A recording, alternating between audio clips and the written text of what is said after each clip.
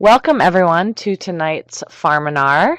I hope all of you are just making it indoors after enjoying the gorgeous weather we are experiencing in Iowa today. So tonight's Farminar is on meat pricing, and we're going to speak about how to fairly price your different meat cuts for direct and wholesale markets. We're lucky to have Tom Cory here with us tonight. He is a diversified livestock farmer and grazer in Elkhart in central Iowa. And speaking with him will be Bobbie Gustafson from the amazing Story City Locker, who is going to share the factors she considers when making pricing decisions and also let us follow along with an example using a spreadsheet that she uses when pricing meats. And just a bit about our Farminar series, which is winding down now. So we have 3 Farminars after tonight's left for our winter Farminar series. They're always Tuesday nights at 7 o'clock, and they last for an hour and a half. They're always free. And just a bit about Practical Farmers of Iowa. So we are a nonprofit organization, and we're a network of farmers and friends of farmers. We were founded 30 years ago in 1985, and we are a farmer-led and member-driven organization. Our mission is to strengthen farms and communities through farmer-led investigation and information sharing. So really everything we do is to facilitate farmer-to-farmer exchange of knowledge. And we welcome everyone to participate in our programming. We really value viable farms for now and the future generations. We value stewardship and ecology and profitability on your farms. And most of our services are free, like the Farminar tonight, but if you enjoy our programs and you learn from our PFI resources and you're not a member already, please consider joining us. We have a membership of 2,500 and we're growing. And even if you're outside of Iowa, we have members in 33 different states. So please consider becoming a member and joining us. You can find more information about membership on the website, which is practicalfarmers.org. And I just wanted to draw your attention to our events page. You can find our calendar on the website. So currently we are planning a whole bunch of field days for the summer and fall field day season. You should look for our guide. We're publishing it in late May. And we'll also list all of those events on our calendar. We also list all kinds of our partners' events on this calendar, so please visit our website to stay updated on all of our current events. And just a couple housekeeping rules here. Ask questions in the chat box to the left here. We'll reserve 30 minutes for each of our speakers, and the final 30 minutes will be reserved for question and answer.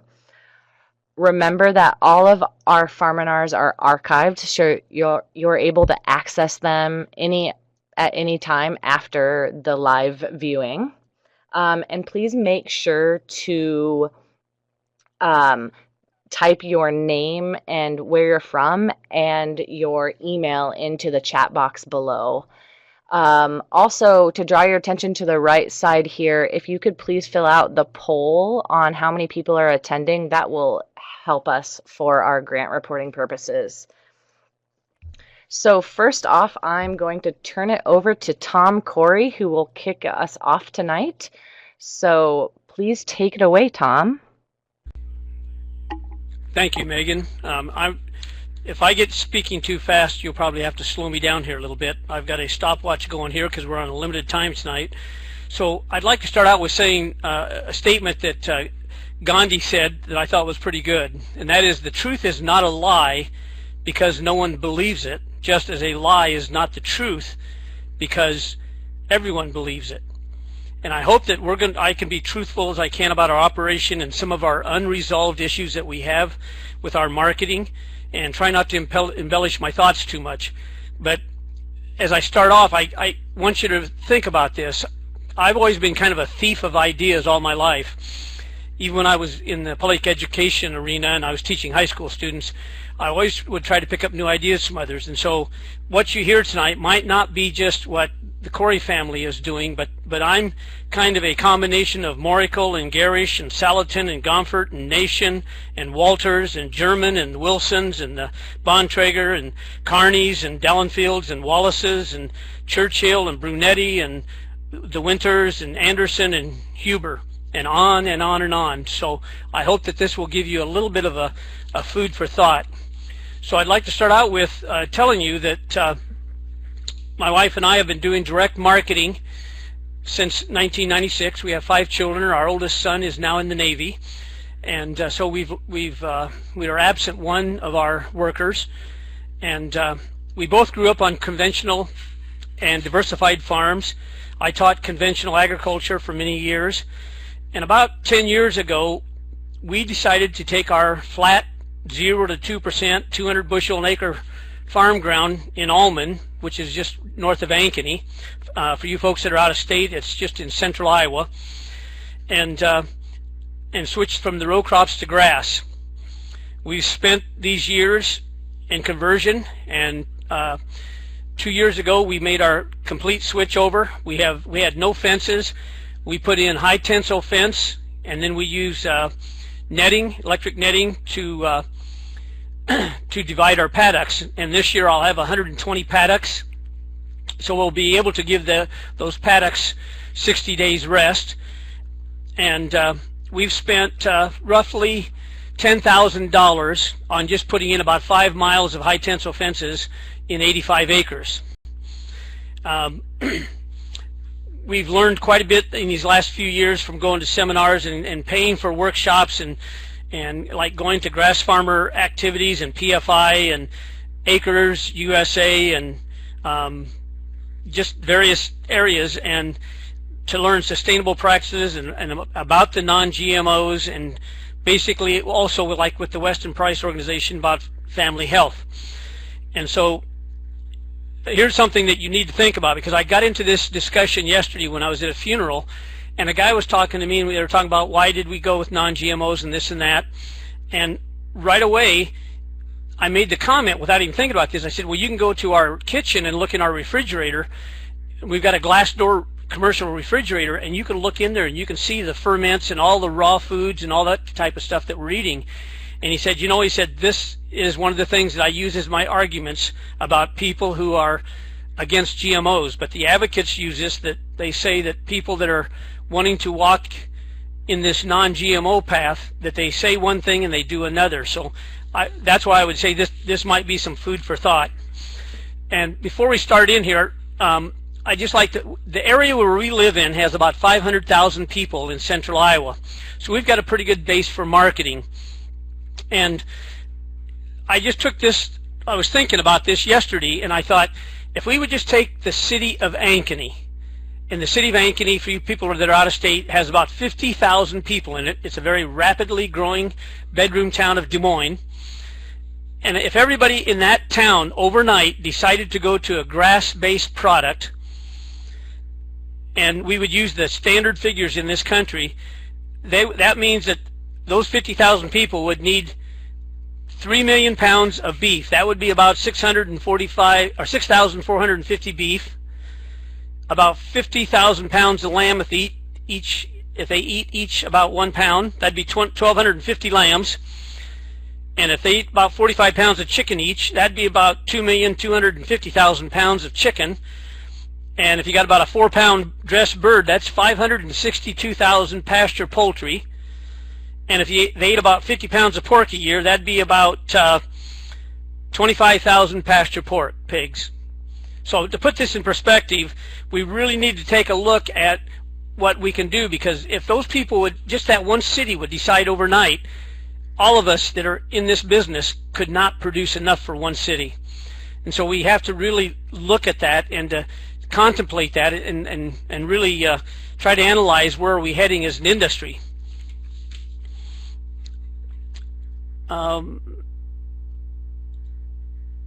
So I kind of like the title is, are we leaving money on the table?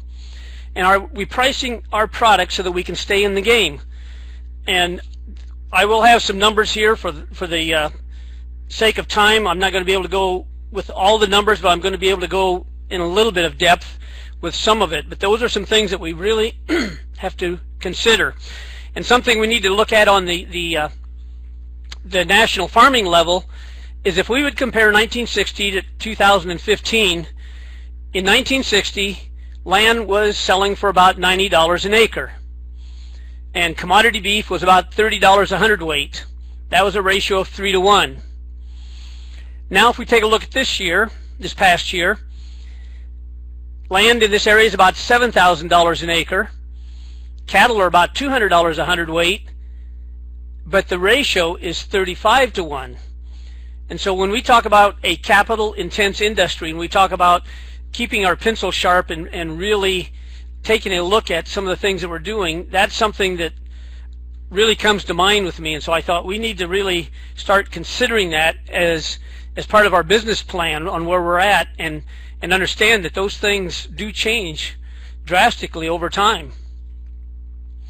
So I was listening to a speaker about a year ago, and that speaker was telling the audience that he was just letting his lambs eat whatever they wanted, and they could just graze whatever they wanted, and it took him 18 to 20 months to reach the market weight, and he was charging $5.99 a pound for a 50-pound carcass. And then so what I was thinking about was, and then we have to sit down and explain to our customers why we didn't receive 50 pounds of meat from a 50-pound carcass. So is this all possible? Is it worth it? Well, if your time and your land is worth nothing, I guess you could probably do that. But we'll show you some efficiency factors here in a little bit that we're trying to move towards. And we really do take a look at efficiencies, and we also do take a look at what are all the charges that go into the animal.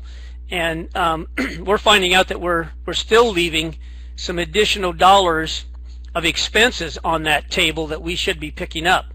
So by all means, we are not perfect at all this. Our land is, you can kind of get a background here. We do multi-species grazing. We've done goats, cattle, and sheep together. Usually what we do, and people ask me what breed of sheep tastes the best, or what breed of cattle. And in my very humble opinion, we're now into our next batch of cattle that we're processing, and our customers are not noticing any difference in flavor, but we've had all the way from White Parks to Charolais Cross to Herefords and some Red Angus. And we really feel that maybe it's the soil and what's growing on that soil that might have a difference. You'll see some California Reds and Katahdins and Romanoffs and Suffolk and Polypay, and we've got some Ile-de-France and Texel and a few Hampshire and a few Dorset crosses. So we run about between 40 and 50 head of cattle that we butcher each year. This number does seem to be creeping up each year as it goes along, and we run right now 200 ewes that will start lambing on the 25th of March, and then we will run the lambs right with their mothers. In the front of this picture, you will see a white-faced lamb beside that red, white-faced California Red ewe. That lamb there was from 2 years ago, but that lamb was probably sitting somewhere around 100 days of age. And you'll see the high tensile fences off to the left there, but we graze our cattle and our sheep and our goats with no shade. Clear at the north end, that little on the horizon, you can see some trees. That's a wetland. And we have basically we've put a water hole up there. I put a culvert 14 feet down in the ground. We drilled holes in it and put about 13 ton of rock around it. And that's my pumping well, so to speak. Last year I pumped all season. The year before I had to haul 30,000 gallons of water. And the year before that, when we had a drought here in central Iowa and across most of Iowa, I had to haul another 30,000 gallons of water. So when we have normal rains, that well will pump pretty well. And I use a transfer pump and 2 tanks that I pull with a tractor that have about 1,500 gallons of water. So that's our water system. And we always try to change our pastures in the morning so that by the time noon comes, if it is one of those 100-degree days, that our animals have their bellies full and they're laying around and ruminating.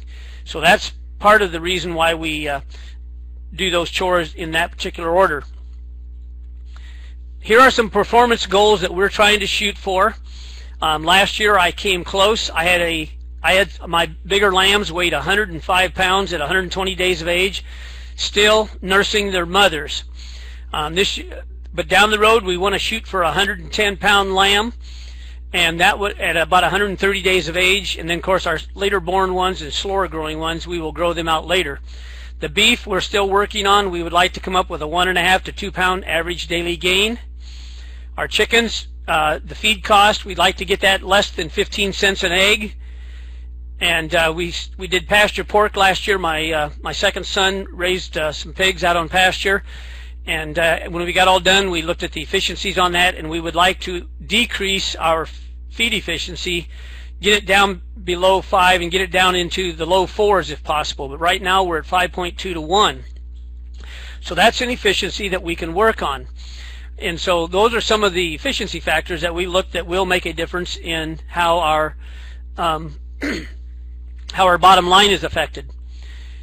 Also, you need to take a look at the retail industry. Bobbie will be talking about the marketing side and the processing side, and some really innovative ideas that she has, and her and Ty.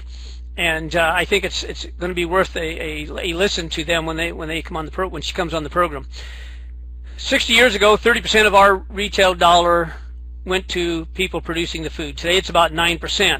And this is why I really feel we've got to sharpen the pencils a little bit more with all these rising costs. And you need to pass these costs on to the customer. And I really feel that your customer will stand those if you do a good job of marketing to them. Some business goals that Mary and I looked at was that we wanted to employ ourselves. We started small. We were doing things that we liked, which was the livestock industry. And at first we did try to do it all. And then as we went to more meetings, we started hearing people saying you just can't be everything to all parts of your operation. So don't plan to do it all. For the last 2 years through PFI, we had an intern, Rory Van Wyk, excellent intern. In fact, we always told Rory he was overqualified working for us. He got his degree from Dordt College and he was 36 years old and a firefighter, so it worked perfect with his 24 hours on, 48 hours off. And his goal when he started PFI and joined it and worked for us was to help us cut back on our work, but also to find a farm. And lo and behold, last October he found 40 acres in southwest of Des Moines, and he's now working full-time as a firefighter and also working on his pasture farm. Value added, when I give a summary, my wife made a comment about value added. She's gone tonight, but talk about when you do add value to a product, you will then become the middleman. And so you have to pick up the slack in that area, which means you're going to pick up the finances, you're going to pick up the costs, you're going to pick up the time that it takes to eliminate that middle person and compete and grab more of their dollar. And it should not be competitive but complementary enterprises, and that's what we're trying to work through here at our farm. So what are some benchmarks? And this does getting into a little bit of your cleaning, but not cleaning, but into your budget. And that is a simple thing like cleaning eggs. I spent several weeks doing this winter, and I found out that I could clean eggs that are clean, pretty clean, in 3 minutes per dozen, and dirty eggs was about 4 minutes per dozen. So clean eggs I could get 20 dozen per hour done, and dirty eggs about 15 dozen per hour. If I'm paying somebody $20 per hour, the clean eggs additional cost is going to be $1 a dozen. The dirty eggs are going to be $1.33 a dozen. And we know what the cost of eggs and what some people are selling eggs for. I've seen some people in central Iowa that are not too far away from just what my labor is in cleaning dirty eggs. So we're trying to learn how to become a little bit more efficient. And so what I've done in setting a benchmark is my second son is now cleaning eggs for us, and he's doing it on an efficiency basis. so that the more efficient he is, the more he'll make per hour, and he gets paid 50 cents a dozen. And so the faster he works, the more he makes per hour. So that is one of the little benchmarks that you can do when you do some budgeting. So you have to figure out where you start with to begin with, what your costs are is in the form of labor. You're going to charge minimum wage. I do have a grandson that works for us for minimum wage. Are you going to pay $10 an hour? You're going to pay yourself 20, 30, 40. At this point, I've picked $20 per hour as what my labor charge is for me. And so those are some of the things that I take a look at, and that's what's added into the cost of our lamb, our beef, our eggs, and our pork. So another thing that we have to do, and this will be when Bobbie is talking, is that you really have to know what you're producing. And we've been doing direct marketing now for 19 years. And during all those years, I have spent a lot of time in a locker. In fact, I've done so much as that I've gone in, and about 3 to 4 times a year, I help process some of our own animals. It gives me a bird's eye view of how much is going on the cutting room floor. And that is something that most producers really don't realize. And especially people like in the beef industry that are grain feeding their beef, if they would see how much is going out in those barrels after the trimming has been done, I gotta believe that they would step back, pause, and reflect upon, do they really want to give up that much more additional income? So what we have done is we are now offering specials, and we do specials with soup bones. We drink stock. My wife does the bones from lamb and beef, and we do stock each morning, and we get that. It's a recipe from the Weston Price organization, and we drink that to basically get the collagen and the probiotics that are in that bone, in the marrow, and drink that so that it gives us additional strength and antibodies in our system, and we don't hardly ever get sick around here. And of course, I know that probably tomorrow somebody will hear probably had a cardiac or something, but overall we really don't get sick very often, and that's very important when you're running a business operation. You can't afford to be laid up very long. So those are some things that we have looked at. So let's look at some processing charges. And these are things that I look at. I get usually about a 50-pound carcass on a lamb. That's about 105 pounds of live weight. And if somebody was charging $50 a lamb, that's about $1 a pound on the carcass. If they would charge $100 on a lamb, that'd be about $2 a pound on the carcass. Or if it's $155 a lamb, it would be about $3.10 a pound on the carcass. Now, those are the type of things that we feel need to be added to a selling price. Our beef, most of the time we're somewhere around, we try to butcher our cattle anywhere from that $10.75 to $12.50 area. If we've got a 1,250 pound carcass, usually we'll get about 685 pounds. I'm sorry, if you have a 1,250 pound live weight, we'll have about a 685 pound carcass. Now, if some of you are doing your math, you'll say, my gosh, the Corys aren't getting much better than a 50% carcass. That is true. And we've been hitting about a 50% dressing percent on those beef when they're hanging on the rail. But from there to the package, we're picking up about 70%. And so we'll end up with about 480 pounds of meat. And so if we pay $500 to get a beef processed, it's about $1.04 a pound. If we're paying $800 a beef to get it processed, we'll be paying about $1.67 a pound. Those are all numbers that have got to be put onto that retail package if you're going to go through and do direct marketing. The chickens, we've gone with various types of operations. I am going to be jumping back and forth a little bit since we are diversified, but I wanted to give you kind of a smattering. I've been on the go here for about 20 minutes, so I'm watching this very closely. I'm kind of a clock watcher, so I will try to wrap this up in the next 10 minutes very quickly. But that's our chicken tractor. I bought a trailer last year that was 20 foot long. We extended 10 more feet onto it. We used some old used up tin we had around the place. The side doors there that you will see, it looks like they've got handles on them. Those are nest boxes that my grandfather built in 1953. They were in a chicken house that my mother has on one of her properties, and I asked her if I could take them out of the chicken house, and we put them in last year. And so we can collect our eggs. They walk in from the inside of the chicken house, of the chicken tractor, and 3 doors that they can walk up and down on the ramps, surrounded by electric netting with a water wagon. I wished I would have taken a picture of our water wagon. It's a water wagon and a feed wagon combination. This year, instead of using those waters, I'm going to be hooking a water trough to the bottom of the water wagon and put a float valve on it so that we eliminate the water chores. And we've got 700 gallons of water that we can put on those in those 2 containers. But we can go along and collect our eggs. Right now the chickens, I just checked our numbers this afternoon, and our chickens are laying at a rate of 83% right now. Most of the time this winter they were laying at about a 70% rate. We keep them for 2 years, and then we butcher them, and then we sell them as stew hens. And so that's pretty much what we do. But during the growing season, this is what they stay in all the time.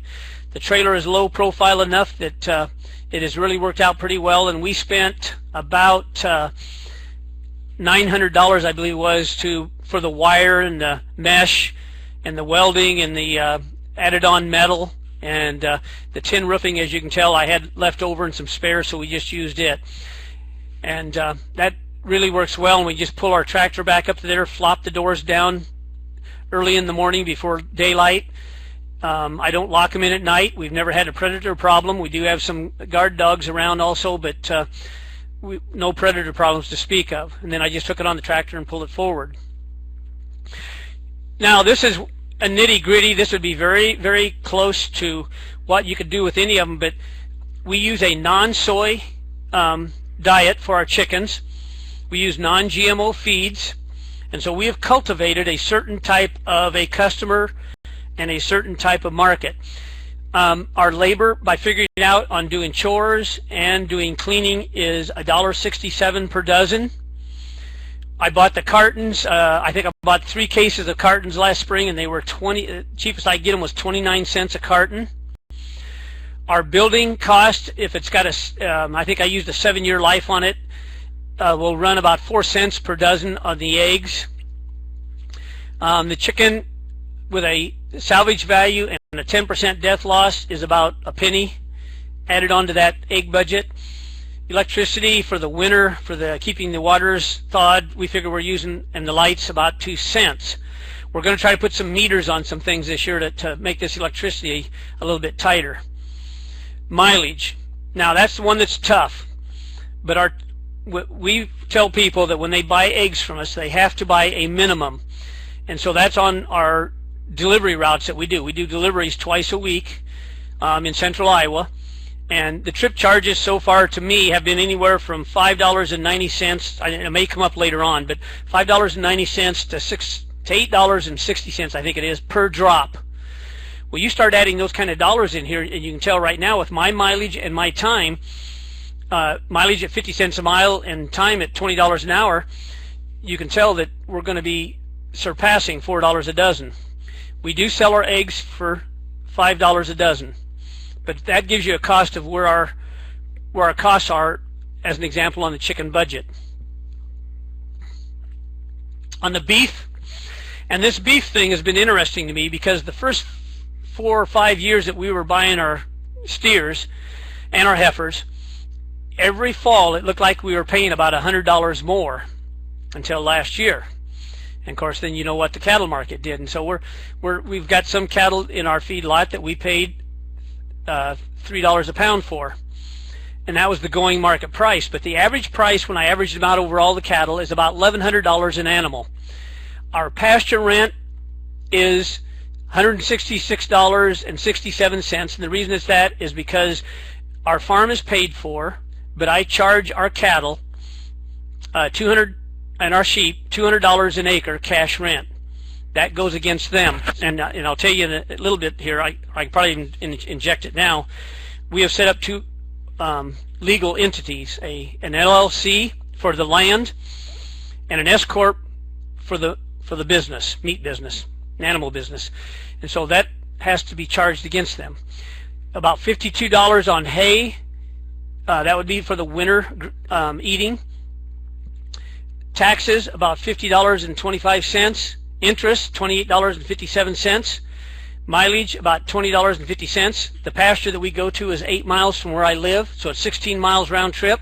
I go to that pasture every single day. And sometimes, I might make 2 trips, but that, on the mileage we kept track of for a year, that's about what it'll average. Labor ends up being about $60 an hour when you figure the entire year. That includes also selling 27 weeks out of the year at the farmer's market. And we sell at 2 markets. We sell in Ames and Des Moines. Processing charges, just averaging it out right now, about $504. And so if you look at that, that's $1,981.99. And if I get 465 pounds of meat out of that, that's $4.26 a pound. If you look on the right side of that column, you will see that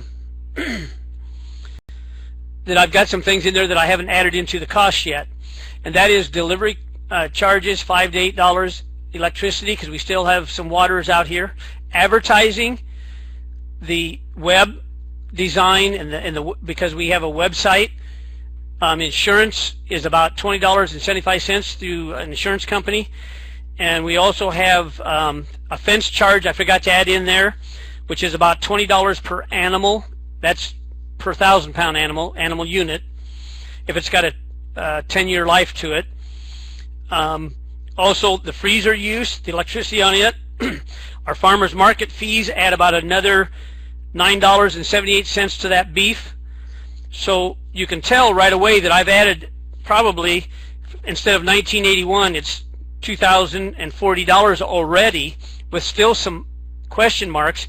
And now we're up to $4.39 per pound before I even start figuring what do I want to receive as my return. And so that's why I feel like the people have really got to take a look at a lot of those different costs that are out there. Time's getting away, so I got to move along a little faster. But I was just going through and looking at some processing charges, and if I take a look at the costs on processing, and I look at how many pounds of meat, which is the left-hand column, you can see by that chart that it does make a difference in how much money you will be charging in addition, besides your feed costs and your ewe depreciation and everything else that's on there, like on a lamb. We are trying to shoot for a 55-pound carcass that will give us 30 pounds of take-home meat, and I sell a whole lamb for $388. So you should have some pretty simple math there to look at. We're about $10 a pound on that lamb when we sell a whole lamb itself. We're more than that if I sell it by the piece. So again, can you afford to wait 18 to 20 months and just let them browse on weeds to reach 120 pounds? I think you need to really take a look at that. Another thing is, why do you sell by the carcass weight? These are questions that maybe Bobbie can address, or some of you others. But so you can, when you sell by the carcass, do you do that so that you can explain to everybody why they're not getting all the meat that was in that hanging animal? Because it seems like people are constantly telling me they have to tell people they think the locker took part of their meat. That's not what it is. They need to go there and see how their animals are being trimmed. Or do you want your locker to go ahead and explain it for you? Or have you spent a day at the locker helping to trim out some of your own animals to actually see where it goes? So if you do, I think you're going to really see, as I mentioned before, how much you're losing. We do some retail. We did some sticks. It took us quite a few years to get the sticks done. We're in about 5 locations now in the sticks, and we're constantly sampling and giving out samples. We do direct marketing. These are some things that a person needs to maybe consider if they're going to go into this business. But farmers markets, restaurants, grocery stores, food co-ops, home delivery, CSAs, drop sites, farm store, and wholesale. And we do all of those except for wholesale. Well, we do some wholesale to some restaurants.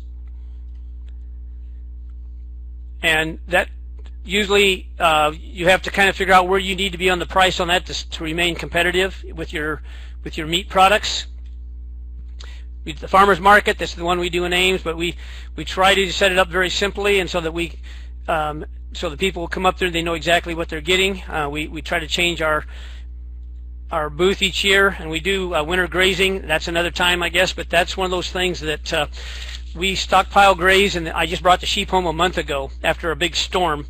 They were grazing until February, and they look beautiful, and they're going to start lambing here in 2 weeks. My wife I asked her for some summaries, and here's what she said. Look for some hidden costs, note the details, and really take a look at some form of record-keeping system. We're using QuickBooks for all of our meat sales, and you can make any enterprise profitable on paper, but you got to be careful about how you do it. And when you add value, you are taking the job of someone else who used to do it. So you've got to be able to take on more work or get more people to help you. And we are not organic, but we are seriously considering it because it would take one more argument out of our discussion with customers. And so with that, I will turn it back over.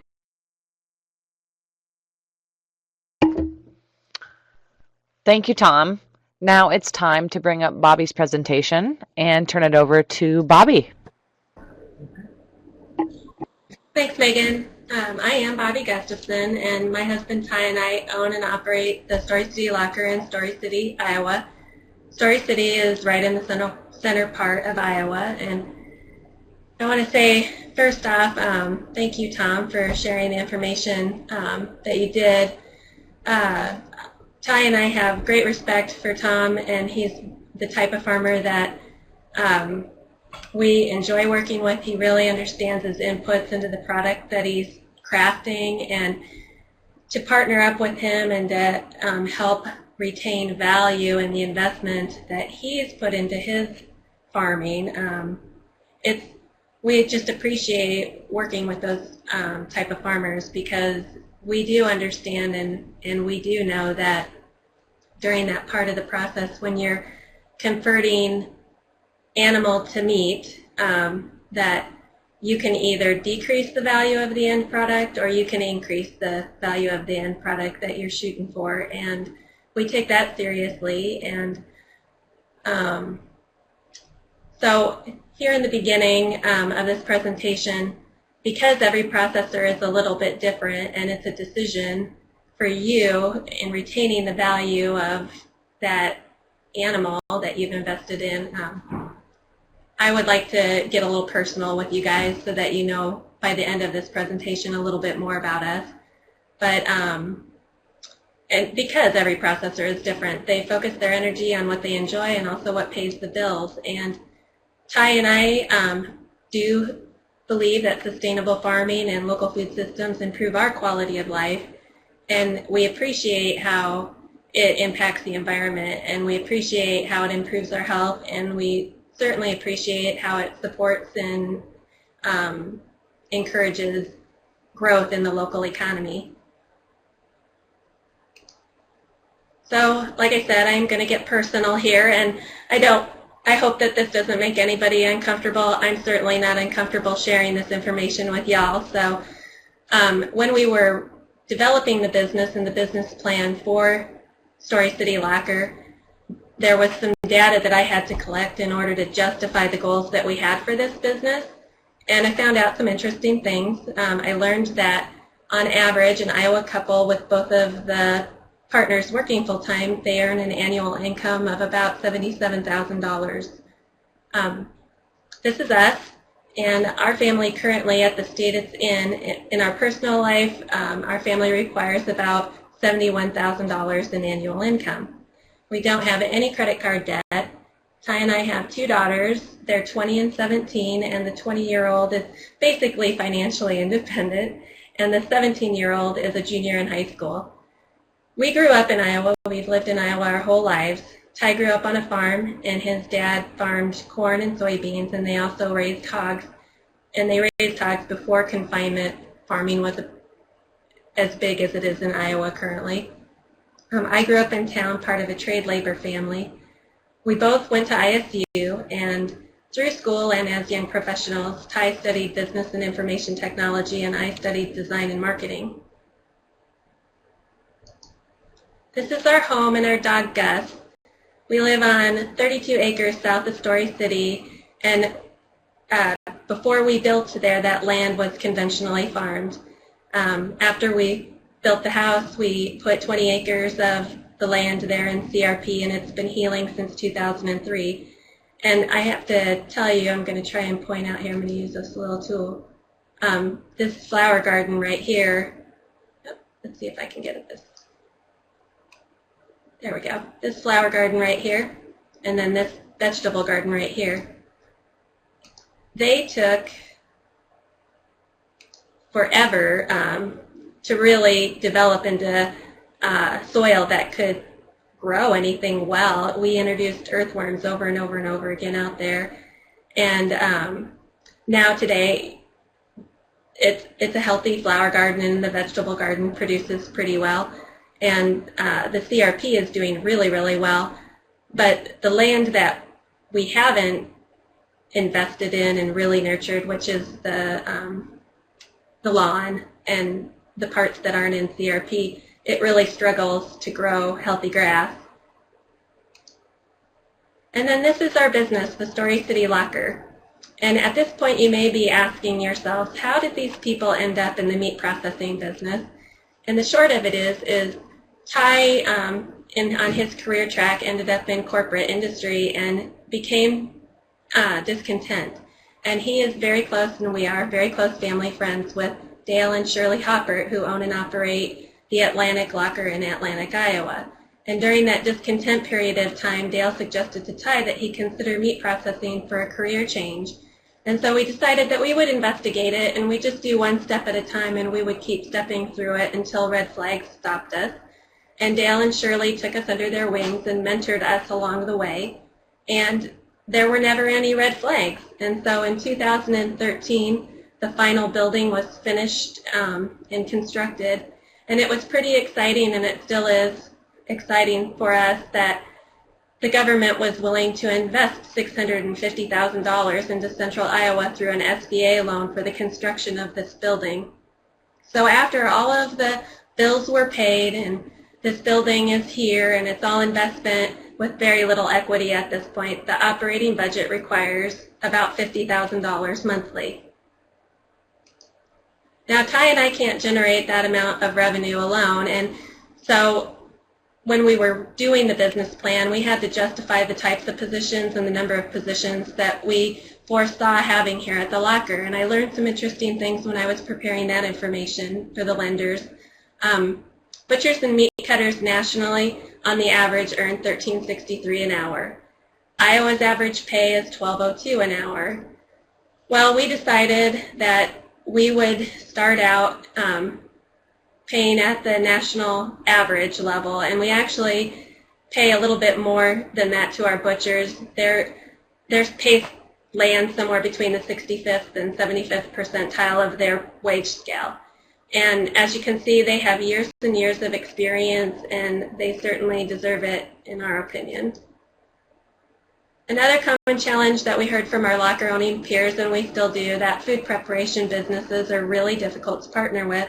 There's an obvious relationship, that there's a potential for relationship there. And across the nation, it's not uncommon for a meat butchery to be owned and operated by a trained chef. And it's not uncommon for a chef to be a part of a meat processing business. But in Iowa, it is unusual. So, and it's not typical. But we decided that we wanted to experiment with the position and have that part of our business model when we rolled out. And on the national average, a head chef earns $20.43 an hour. In Iowa, on the average, $16.82. We decided to be prudent and pay within Iowa's average range. And we hope that the Iowa market will sustain a position like this in a small meat processing environment, because Brian, he adds a lot of value to what we do every single day here. He has an intuitiveness and knows what goes on in food preparation and serving businesses. And he has been able to translate that environment to us so that we can provide better partnership and services to those food preparation businesses that we do partner with. And we do have some wonderful business-to-business relationships that sustain that help support our business right now, and we're super grateful for those partnerships, and it's because of Brian and how he's been able to bridge that relationship for us. The other thing that he does is he does R&D development of recipes, and he has developed some unique recipes for third-party farmers who harvest for resale with us. And honestly, his recipes are way easier to approve through Iowa Meat and Poultry than any kit that we're able to order from a vendor. He's wonderful to have on staff, and like I said, our goal is to be able to retain this position at the locker. Another common complaint we hear from locker-owning peers is that it's difficult to keep staff, that they have to retrain and retrain. And the other thing that I hear from those same people complaining about that is it's difficult for them to pay above minimum wage or just above minimum wage. And our support team is awesome, and our goal is always to not have periods of layoff, and our goal is to keep this team together. The individual on the far left, she is wonderfully motherly, and she is always an extra set of hands for everyone here, and you never have to ask for it. She just pays attention, and she knows where to project herself in, and she's a wonderful part of our team. These two young gentlemen, they're really fun, they're really intelligent, they're very good at what they do, and they enjoy being mentored into meat professionals, and it's really fun mentoring them into meat professionals. We pay our support team above minimum wage. Our high school crews, they earn minimum wage, except for our daughter, Alex, who there's in the middle. She earns party dresses and gas money. So we understand that processing is an investment into your end products. We know at this point of the process, you're either going to increase the value of it or you're going to decrease the value of it. And at this point, our business is not in an equitable state. And so when you come to Story City Locker, our rates are a little higher because they have to be. But because of that, we've built in and we work at trying to add a lot more value to the customer service that you get when you do come to our new young business. And when we were rolling out the business and Ty was project managing the construction of the building, I was meeting with lots and lots of farmers and asking them, what is it about the service that you get right now that you like? What is it that you don't like? What service would you like that you can't even find? And that's what we rolled the business out.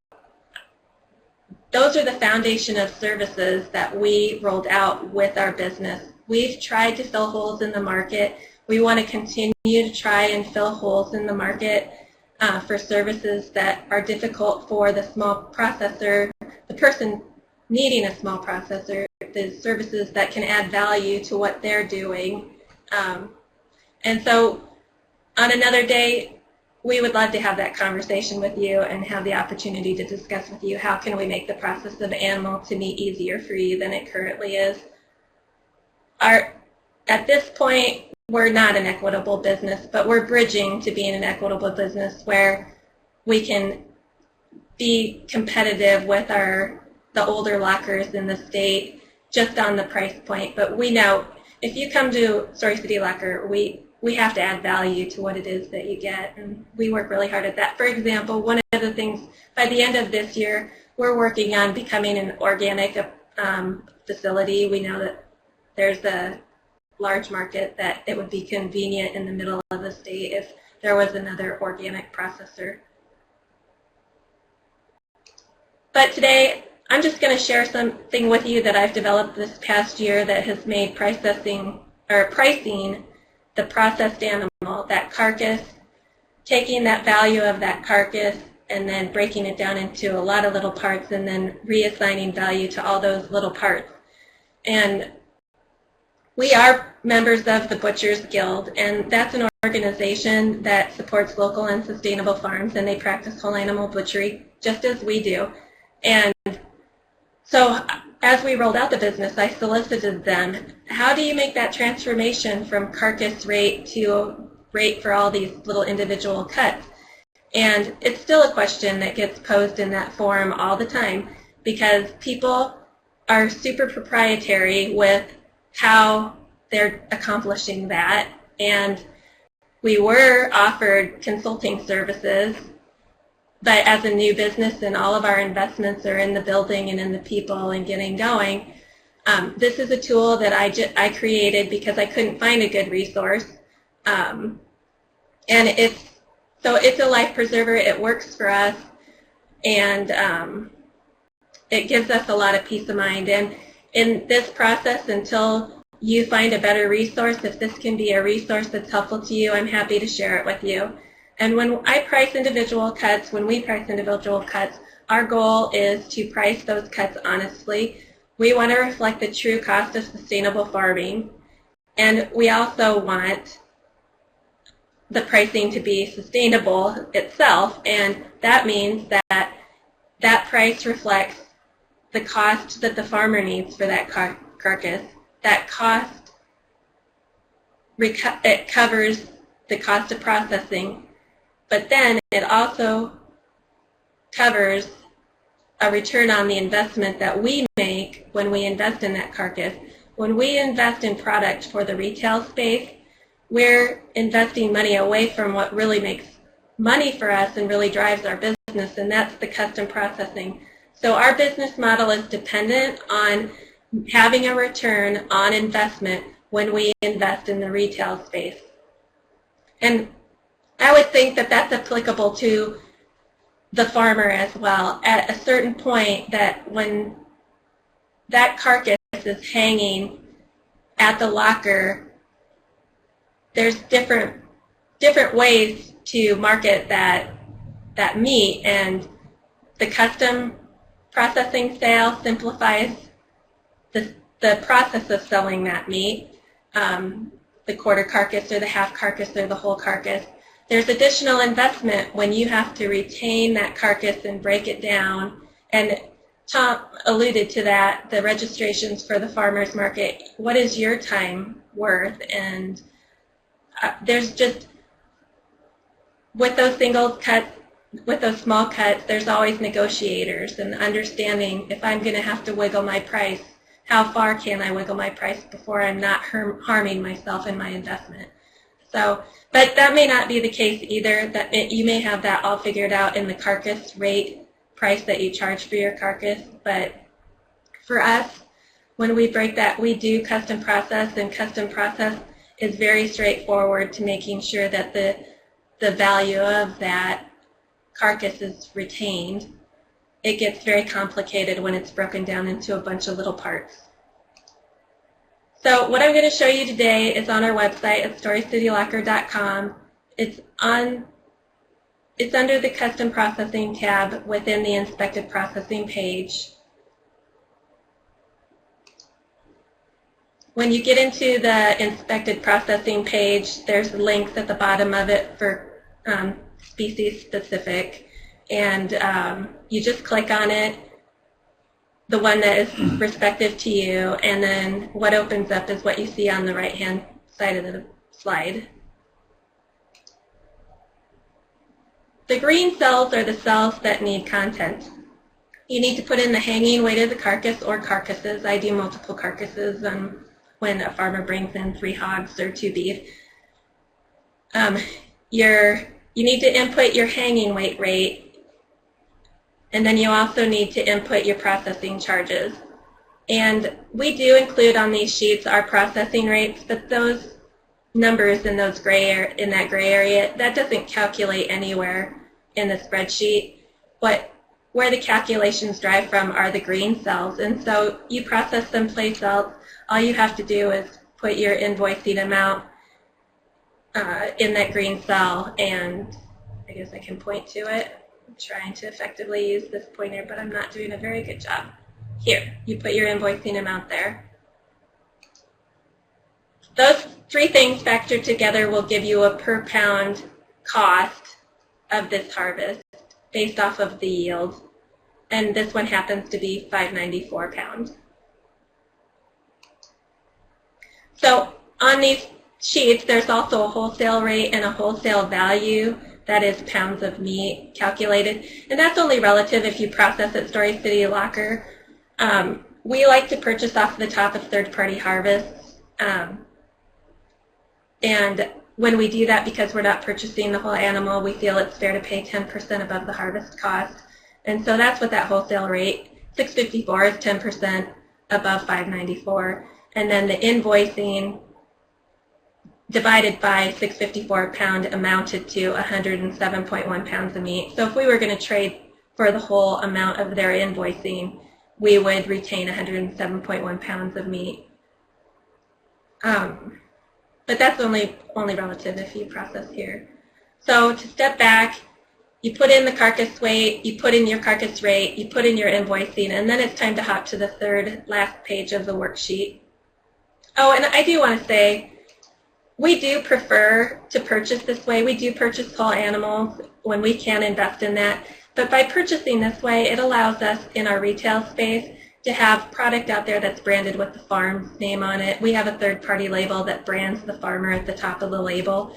And we advertise and promote that our business, we don't bring box meat into the retail space. It's all sourced locally, and so those cuts come from local farmers. And we don't have to ask for blind trust from the retail shopper when your product is out there with your farm at the top of the label. It's way more effective for us. It makes our consumer happy, and we feel it's good for the farmer too. So now let's hop back to the third page. And on that third page, it's also the green fields that need content. These columns on the right-hand side, the weight and number of packages, when you process it, our locker, we fill that in, but you can fill that in from your harvest once you get it home. But to begin an analysis, you need to enter pricing that you want to be analyzed. And this could be the pricing that you have on your website. It could be in a brochure that you give to your customers. But in order to analyze whether you're making a profit or what kind of profit you're making off the harvest, you have to put your pricing in there. And maybe you're still struggling with trying to decide where you want pricing to be. I have these gray columns on the left-hand side. I collect comparative information from Whole Foods in Des Moines and Hy-Vee and Ames. And those columns over there, they don't affect any calculations either. They're just there as a point of reference. And I try to update that every month. So that should be updated every month on the website on the current harvest worksheet and retail analysis. So now after you've put your pricing in, it's time to go back to the first page again and look at the actual analysis. And what percent of return do you goal set for your investment? Like I said, we have to expect a return on ours, and our business model depends on that being 30%. I've added a 2% to give me a little bit of a wiggle. Our employees now, for every hour they work, they earn a $0.50 of locker money where they purchase meat out of the retail space with their locker dollars. And I don't know how that's going to impact our retail investment completely for sure, and so I did add that 2% as a wiggle. So I input 1.3 or 1.32, which is 32% in decimal form in that box. So you would want to put in whatever percent of return you goal set for your investments. And it auto-calculates there next to the profit goal. And these two fields, the decimal that I put in and this profit goal, they only calculate as a benchmark. They don't affect any other calculations on the worksheet at all. And like I said, I do have to have a profit goal, and so I like to have that very visible and right there for me so I can compare it and really analyze how the pricing is working for us. Now it's time to analyze whether the pricing on the back, how it's performing. Does the pricing entered in the back achieve the profit goal for this investment? Yes, it does. It looks like it exceeds it by about 46 cents. And the reason it does is because I've already adjusted the mean decimal, which is the yellow box in the bottom right corner.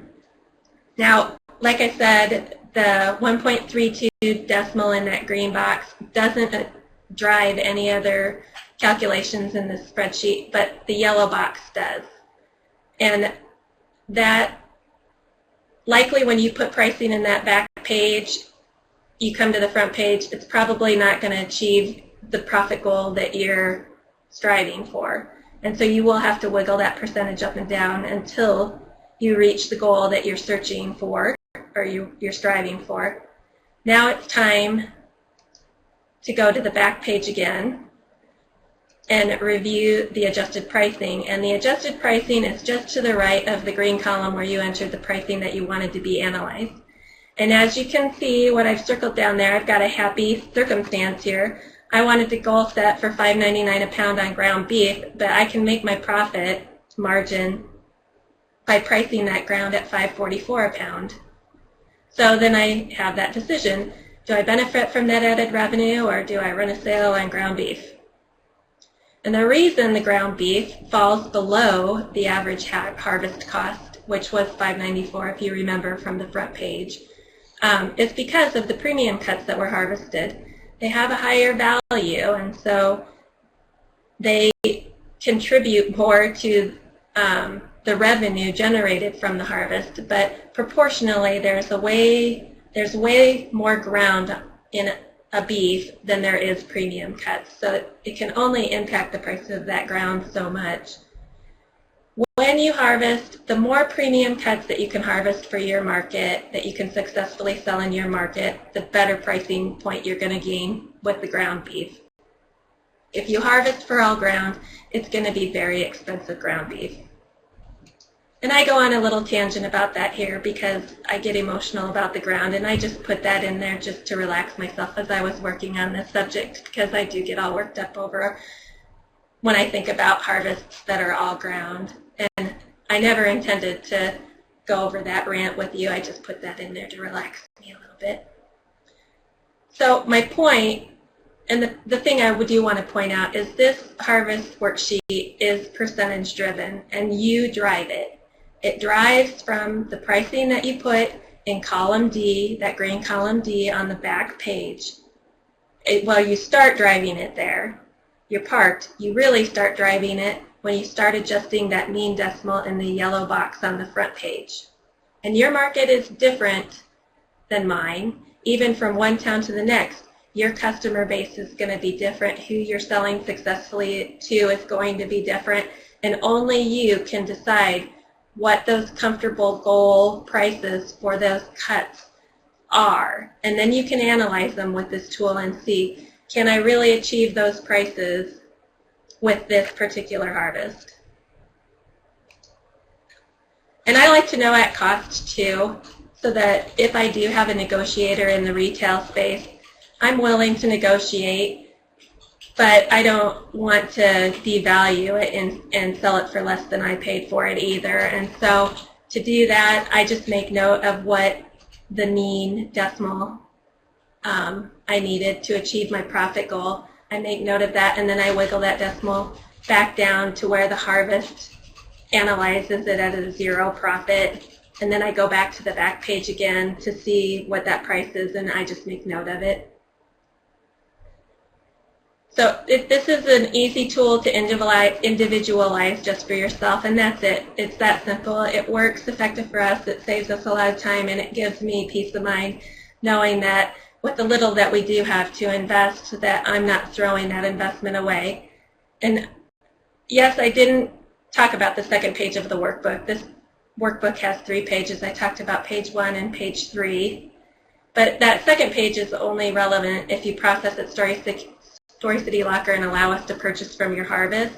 So that brings me full circle back to that question that we invite you to discuss with us if it's in any way practical. Is there a way that we can make the process of animal to meat easier for you than it currently is?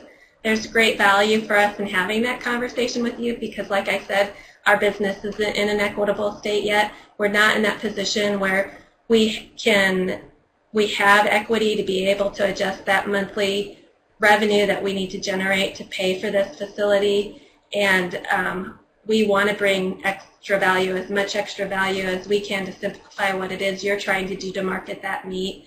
And we look forward to crossing this bridge to an equitable place where we can adjust so that we can be competitive just on the price point level with the older facilities that are operating in the state. And at the very least, we invite you to socialize with us. We're in social media.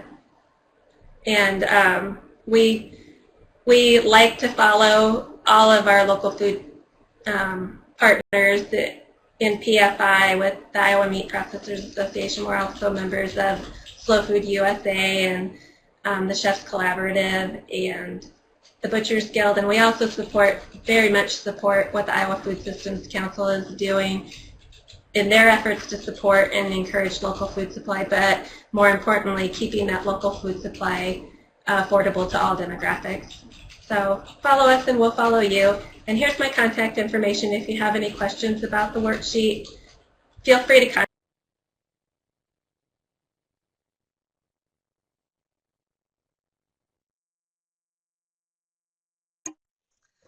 Thank you so much, Bobbie. That was great. And there has been some really nice discussion happening on the chat box. Wendy chimed in when you asked the question, how can we help producers and what are your needs? And she brought something up about traveling butcher trucks or mobile slaughtering units. I don't know if you want to mention anything about that, Bobbie, or what the current situation is in Iowa. Ty and I actually researched that because that was really intriguing when we were looking at the business plan. And as far as an investment, a starting investment, it wasn't practical. And the biggest reason is, now, mobile units are really popular in very, very rural parts of the country. And here in the Midwest, we're rural, but we're not as rural as some of those places in Wyoming or Montana. And those mobile units are very important to ranching activities and harvesting activities in an area like that. So as a young business with a limited investment, we had to put that on hold. It's been an intriguing part of what we've talked about. In particular, we've talked about mobile units for chicken slaughter because we have done chicken slaughter here at the facility, but we're designed for large animals, and we found out very quickly that it isn't practical for us to invest a lot of time in small animal harvest. And so what we did this year is we did mentor a couple of people into the chicken processing business that'll be rolling out that service this year, and one of them is actually working on a mobile unit for that. So it's not out of the question, and it's something that is really intriguing, and we'd like to be able to grow to have that as part of our business model.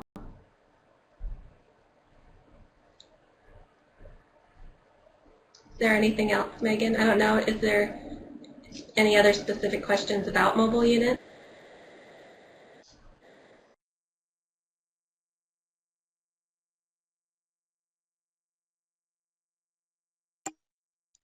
Yeah, so Kate Palmer had a question. How do I justify driving substantially further to use a different locker? And Ty had an answer for that, but if you want to chime in, Bobbie, that would be great. My hands are flying all over the place as I'm doing this, and I didn't see how Ty responded. Do you mind reading to me what Ty responded?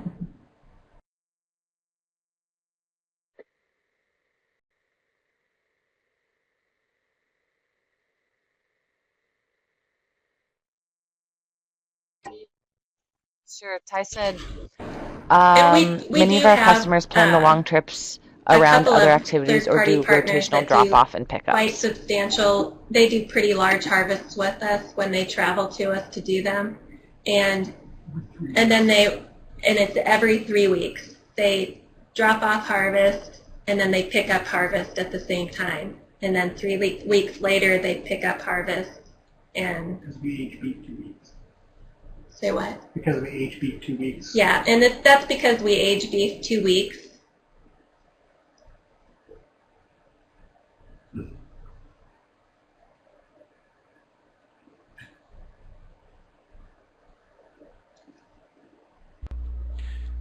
like to inject that when we were looking into trying to find a place to process our pork that was raised on pasture and the no soy diet, we had a hard time finding a place that would do without the sodium nitrate and the natural flavoring and the MSG. And when we contacted Story City Locker, they were the one locker that we were able to go to, and so we were able to get our hogs harvested. And then also then my wife on the other end of that would go through and do the selling and get the customers lined up in advance. Then we went up to the locker, and they had enough room up there that we were able to sort and go through, and maybe Bobbie can talk a little bit about that transition that we went through. But it was really pretty easy that we were able to get our hogs sorted into bundles and then move them right out from there.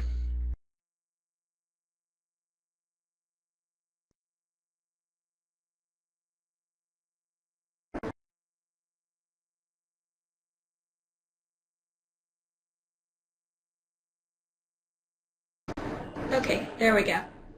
I was having a hard time with that mute button again. Yeah, we like to have that conversation to find out what's important. We know we like to. I'll just leave it at that. We like to have that conversation with the farmer on what's going to retain the value, what market are they shooting for, and what's going to retain the value in that end product during the processing. And so we have a great relationship with Iowa Meat and Poultry, and they advise us on all sorts of unique things all the time, and they're great partners. And so if there's a request that you have, we appreciate being asked if it's something that can be entertained. And at our facility, we do have a loadout area that it's not. We do some loadout through our retail spaces, especially during the cold part of the year. But we have the area that Tom's talking about it's at the side of the building. We have a loadout garage that our freezer leads into the loadout garage. And when they processed pork with us, we were able to roll our chill tote trays out there. And I'm happy to assist with that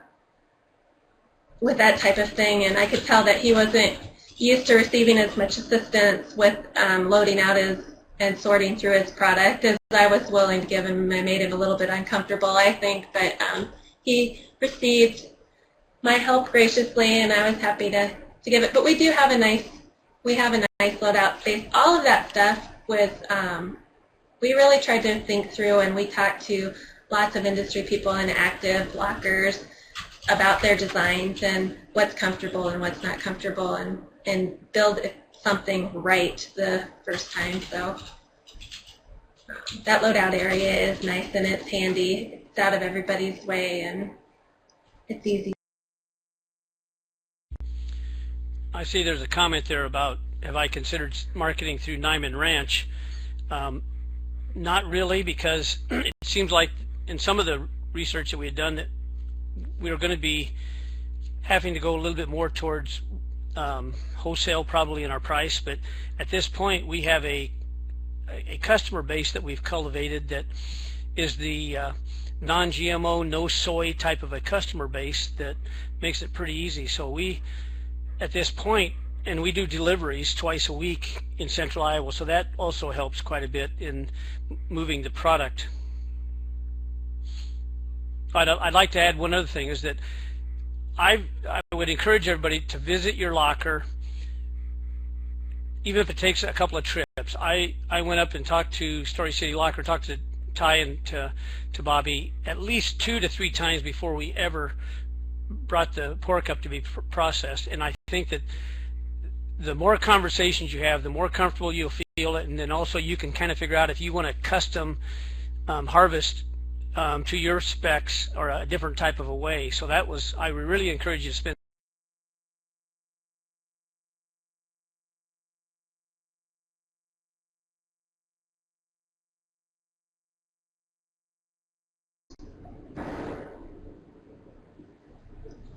I'll go ahead and jump on in here and build on what Tom said too. We actually enjoy it when people come visit us, and it's not impossible for us to, we've had, well, Tom's been in here before too, and worked with our butcher when he's had lamb in here, and been very specific with the butcher about what product he wanted from that carcass. And it's fun to work with the farmer that way, and we're not put off by that at all. We enjoy it. It's fun. It's social. Everybody here enjoys that. We love giving tours. Ty loves giving tours of the facility, and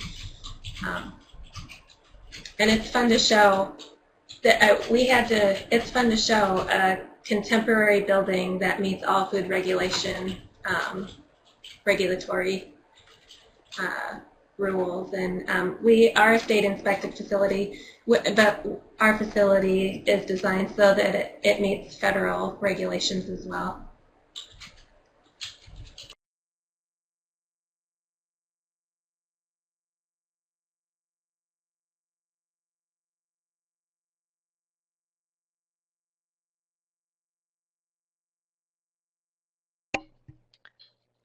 So, Bobbie, Ty started to answer this, but Wendy asks, in your retail space, do you separate grass-fed from natural from conventional?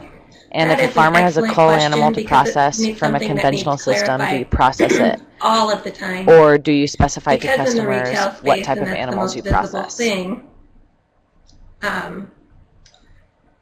many people assume that we're very restrictive to who we process for, and we're not. We're very restrictive about what we invest in and sell out of the retail space, though. And so in the retail space, the third-party partners that process it with us, we only purchase from them if the animal is raised without growth promotants and outside of confinement without low-grade continuous fed antibiotic. Those are our two fundamental requirements for being a product for the retail space. On top of that, there's the added value when the farmer is a non-GMO grower, and there's other specialties. If it's a heritage breed, or we have some farmers that a farmer that grows whiteface, and it's a conventional contemporary breed, but it's not raised in confinement. It's a fresh air hog, and it's raised without growth promotants or the low-grade continuous fed antibiotic. And so that's what we invest in for the retail space. But we process for all kinds of growers, and there's all kinds of situations where a small processor is valuable to all kinds of growers. And so we have people who schedule for custom processing with us, and they're buying it from somebody that is raising and farming off of feedlots, and they just have a family connection. And those types of animals come through our facility as well. But we don't invest in those for resale in the retail space. And in our retail space, like I said, we prefer to purchase off of the top of third-party harvest so that the farm itself is branded on the label. And then I'm able to have conversations about the farm with the buyers and explain to them that this farm is a grass-fed operation, or what's unique and special about each farm. I've got brochures. If the farmer doesn't have a brochure, I create brochures about the farm, and those are in our retail space, and I give those out to customers when they're in the retail space. So when the labeling conventions don't allow for the farming practice to be completely conveyed to the consumer, we work really hard to convey the sustainable practices to the retail shopper.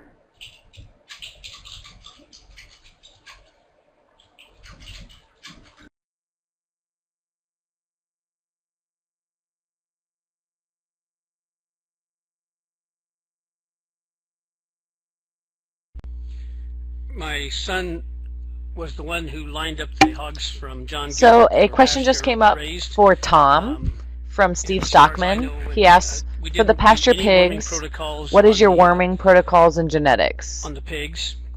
He had them with electric netting and confines. He hand fed them each day and watered, and we had the pigs average 270 pounds when we harvested those in October, and the lightest one I think was like 240, and the heaviest one was 310 or somewhere in that neighborhood.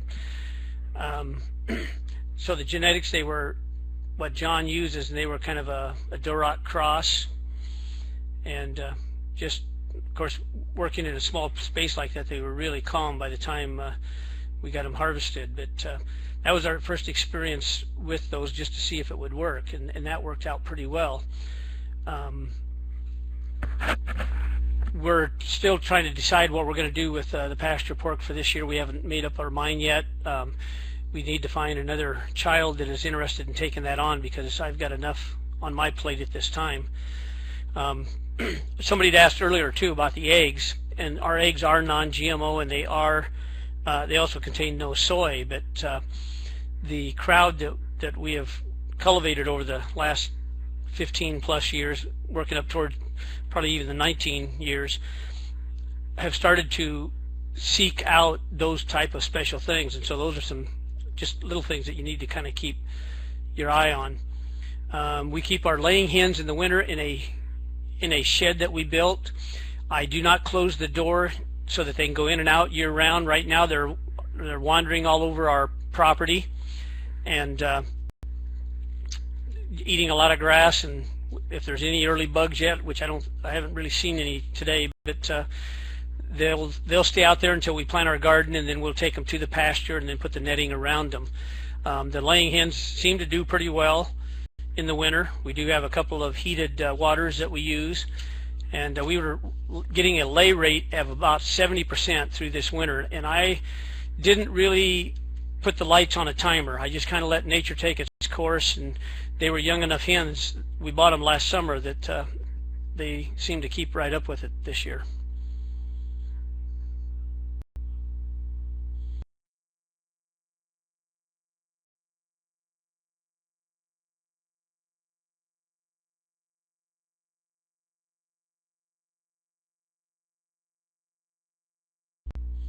That just shows that if considering only one area of the total cost of raising a lamb, and that was just looking at Tom, Wendy wanted to see your lamb slide again on price per lamb, so we brought that up.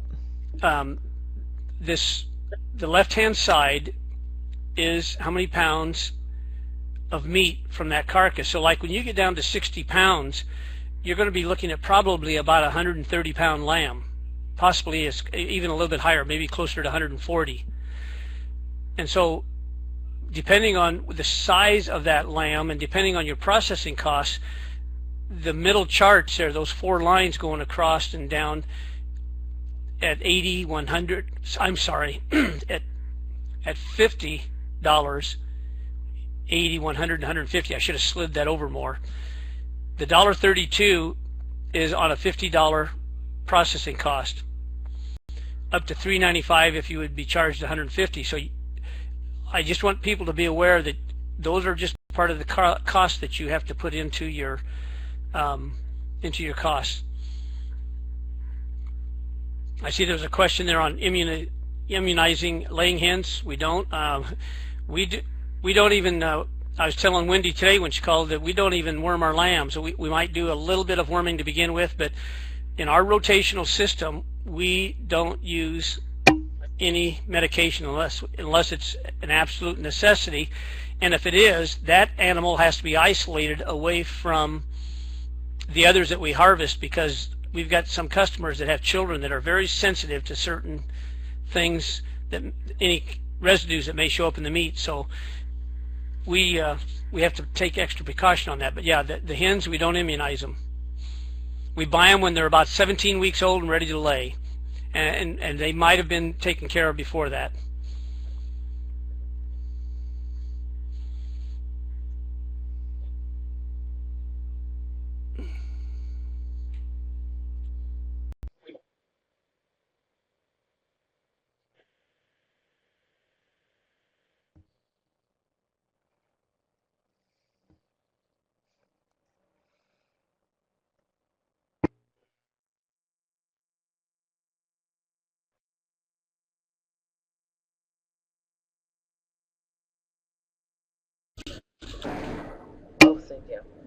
So we have a question here from Paul. He's Vacuum asking Ty, and I'm packaging, yeah. wondering if Bobbie can Yep, and we do. weigh in on We this. offer vacuum packaging. He's asking, do you offer when cryovac type packaging? Just on our abbreviated rate card, I don't think I listed it on there, but when you go in to look at the options for custom processing on our online forms, it's listed there. It really depends on, we have really experimented with the vacuum packaging, and we work with each individual customer as far as what's going to be the most effective product to invest in for vacuum packaging. If it's a large harvest and it's for a third-party resale, I like to. We have third-party customers who we have recommended, because it is an added expensive and it's a material that's more expensive, so it does add to your inputs, to have samples that are vacuum packaged and then have the bulk of it wrapped in poly and paper. But we do have customers that vacuum package 90% of their products, and we just don't have one standard. We haven't found one that we're incredibly happy with, and so we'll just keep working with each individual customer and trying to find the right vacuum package or the vacuum pouch that works for the specific product they want to vacuum package. Mention how you move them around and they come out. Yeah, and we don't feel that, I know that visually it's easier for a consumer to know what they're buying when it's vacuum packaged, which is why we've worked with some farms and had them try having a sample so people can see what the cut looks like, and then having the bulk of it wrapped in poly and paper, because when you move and you're transporting that meat around, or it's even just knocking next to one another in the freezer, that vacuum seal can be lost. And with poly and paper, it's my experience that the meat actually lasts longer in storage in poly and paper, and it's protected better from puncture and then actually losing that vacuum seal as well. So I don't make it easy to find that information because I don't like vacuum packaging, but but we do offer vacuum packaging.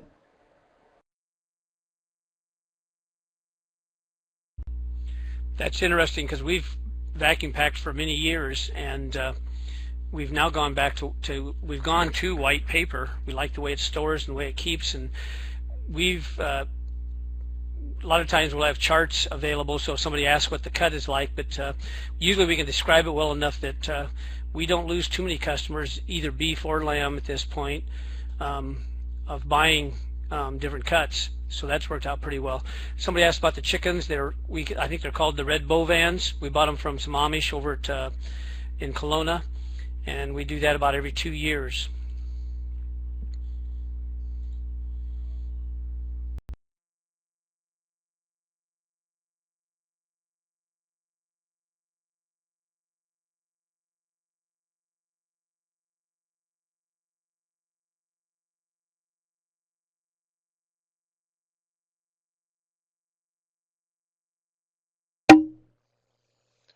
Ryan's chiming in to say, have good pictures of the cooked meat for display. We have been purchasing and harvesting, but we've kind of decided that we want to basically mine other people's minerals, and I can buy hay. He asked Tom, do you harvest your own hay in rotations? Either grass for about $100 a ton that's been tested, or alfalfa for $130 a ton that's been tested.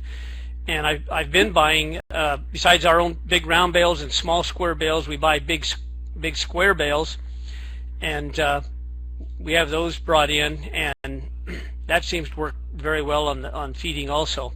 So it's kind of a combination, but we decided that we're losing too much of our own minerals, and by the way the livestock are grazing, and like when I was grazing the sheep on our pasture, on the stockpiled pasture, they went from October to the middle of February. That saved us about $7,000 in hay, but there was a rent charge on that during that time period, and then we also did not water those sheep during that time period. We found that out a few years ago, that they'll survive great without, especially sheep, small ruminants.